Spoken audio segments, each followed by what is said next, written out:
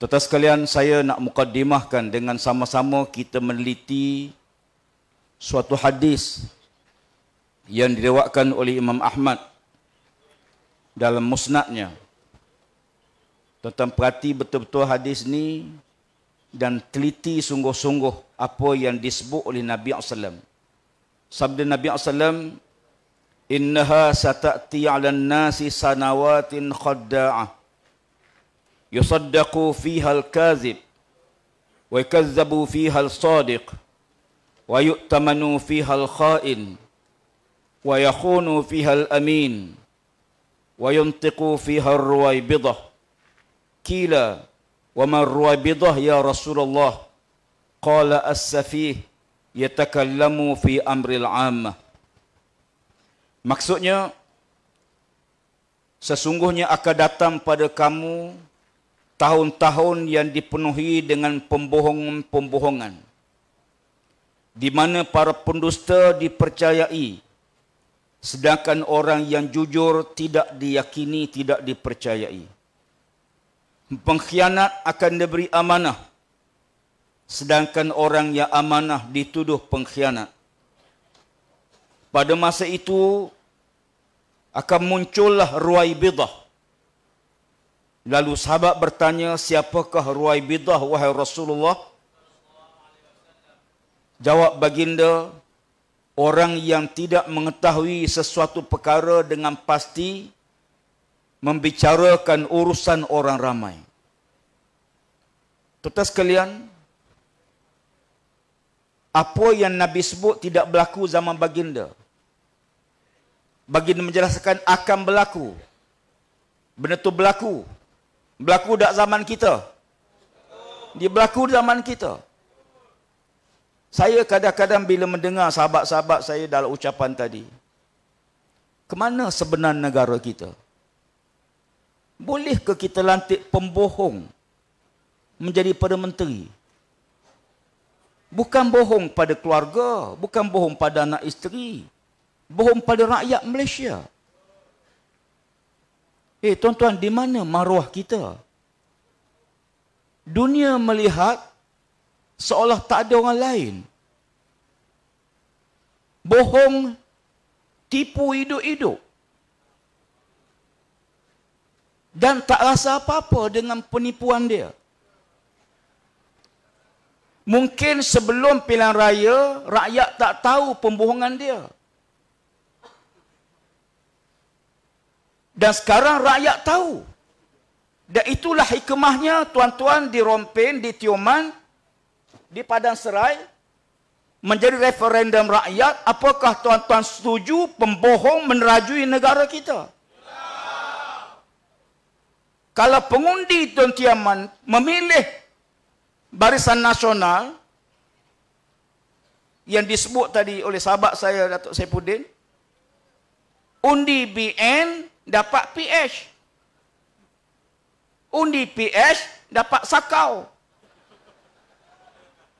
Takkan tuan-tuan pengundi di Don Tioman, setelah jelas pembohongannya, penipuannya, pendustaannya, tuan-tuan nak pilih pembohong meneruji negara? Ini referendum rakyat yang mesti dibuat. Ya. Selamba dia bohong, tuan-tuan. Ya. Macam tak ada apa-apa. Ya. Bukan saja bohong, ada seorang tu imbalan bersumpah, wallahi wabillahi watallahi. Tuan-tuan bayangkan, dilanggar sumpah dia.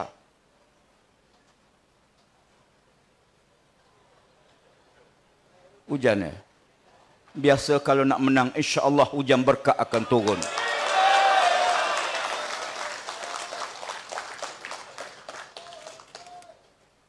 Kita lihat bagaimana hari pertama mengadakan mesyuarat, menyerang individu, menyerang Tan Sri Mahyudin.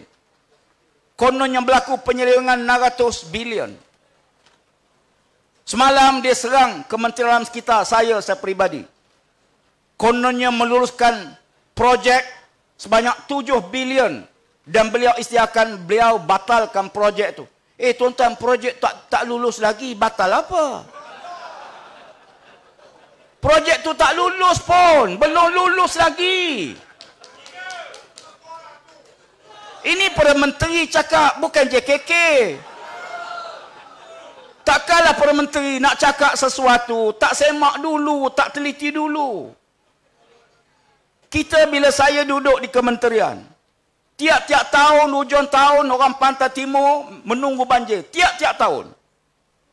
Sekali banjir, negara kerugian 6-7 bilion ringgit. Apa kita nak buat? Apakah sampai hujung tahun tunggu banjir? Hujung tahun tunggu banjir. Musim terhujuh tunggu banjir. Apa tindakan yang perlu kita buat? Kita kerajaan. Saya bincang dengan Yang Berhormat Perdana Menteri, Datuk Seri Ismail Sabri. Kita bicarakan dengan kementerian yang ada. Kita mesti buat sesuatu dengan segera. Perdana Menteri mencari dana sebanyak 15 bilion. Semua projek yang tertangguh puluh tahun. Projek tempatan banjir bertahun-tahun tak dibuat. Mesti kita cari jalan segera. Projek ini belum pun dibagi mana-mana syarikat. Surat sujud terima tak beri satu pun lagi, tuan-tuan. Baru kita senarai projek yang menjadi keutamaan bagi menyelesaikan masalah banjir seluruh negara. Tahun lepas kita rugi 6 bilion, tuan-tuan, kerana banjir. Sebab itu, saya pelik bila beliau minta projek ini ditangguh, dia batalkan dulu, ditangguh dulu. Projek tak buat, tangguh apa, batal apa. Sama dengan Rapiji. Rapiji itu seorang lagi. Aku saman dia ni. Ya. Waktu kempen, dia tuduh saya kononnya lulus peruntukan sebanyak 2 bilion setelah parlimen dibubarkan. Mana ada, tuan-tuan? Tak ada sebarang kelulusan diberi pada mana-mana syarikat setelah parlimen dibubarkan. Dan saya dah minta peguam saya, kita file saman dan kita dah hantar. Kita akan saman, insya-Allah. Sebab itu, tuan sekalian, bila saya tengok renung balik, betul lah kerajaan yang ada ni, kerajaan, bukan kerajaan perpaduan, tapi kerajaan campuran, penyompak, campur penyamun, campur penyokong penyamun, campur penyokong sakau. Maka kerajaan ialah kerajaan campuran, perompak dan penyamun. Setuju tak? Jangan tuan-tuan sokong kerajaan campuran, perompak, penyamun ni. Tuan-tuan sekalian, mutakhir ni kita lihat dia menggelabah. Kerajaan yang ada ni tak tahu hala tuju. Sepatutnya bila dah jadi kerajaan, fokus tunaikan manifesto yang kamu janji pada rakyat. Bukan duduk bagi istihar. Ni di Tioman ada yang dapat geran tanah. Betul? Macam-macam. Tambahan feri turun 50%. Alhamdulillah, tak ada masalah. Ya. Kalau macam ni, pilihan raya setiap bulan bagi bagus. Ya. Tuan-tuan sekalian, sebab itu bagi kita, kita tak nak kerajaan mi segera macam ini. Dah 3 penggal jadi wakil rakyat, bila rakyat desak, jangan hanya di Dom Tioman lulus tanah. Seluruh Pahang rakyat 40-50 tahun tak dapat geran. Kalau boleh lulus di Dom Tioman, kenapa tak lulus di Lipis, di Raup, di Jerantuk, di Bentuk, seluruh negeri Pahang? Apakah nak tunggu pilihan kecil lagi? Saya tak doa mati, tapi tuan-tuan sekalian, lu fikir sendirilah.